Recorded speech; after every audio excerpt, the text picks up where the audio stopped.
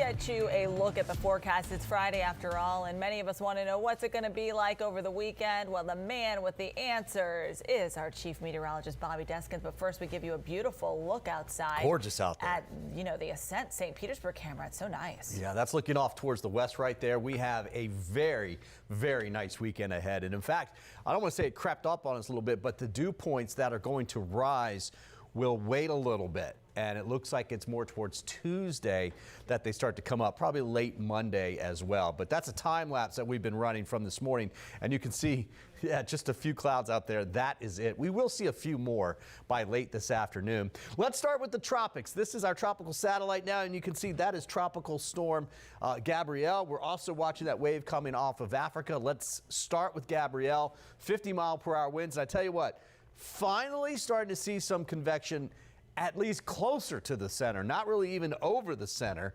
The center is sitting right out here, and you can see the shear is still pushing most of the convection off to us. This is not a good-looking storm. However, this shear is forecast to decrease, and it's really, more than anything else, it's the storm is moving out of that area where the shear is. And as it does so, look what it does. By tomorrow evening, 65, well, in fact, tomorrow morning starting to increase already, but tomorrow evening, 65-mile-per-hour winds. Sunday morning, we have our second hurricane of the season. We've only had one. Aaron was the only one we've had, but then by the time we get to Sunday night, it's moving by to the north. You've got Bermuda, which is right behind this right here.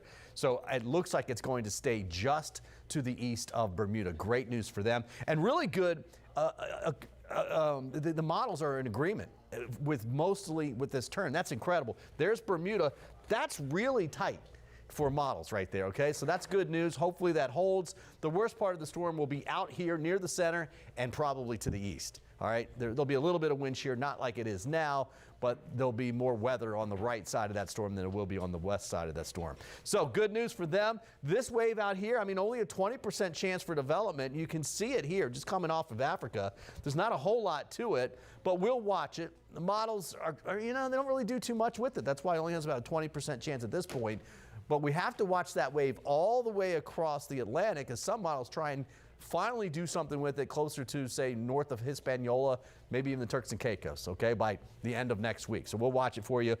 Umberto is the next name up on the list. Now, closer to home, just a few showers over there on the East Coast, but really nice weather for us. We will see a few clouds this afternoon.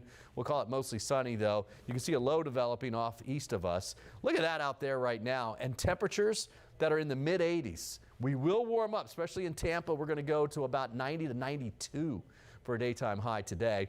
But look for the weekend, Saturday, Sunday, Monday. Dew points stay relatively low, but they don't stay that way. Here we go. Tuesday, Wednesday, Thursday. Look at that. Coming back to the mid-70s for dew points. Here's the forecast right now for afternoon showers and storms today. You don't see a lot. This is tonight, and then by tomorrow, we're going to start off with sunshine. Lots more sunshine, just a few clouds, about a 10% chance for a shower again for tomorrow. It's a good-looking weekend ahead. Bucks game looks good. It's just hot, right? But not as humid as it could be. In fact, not as humid as it will be as we get into next week.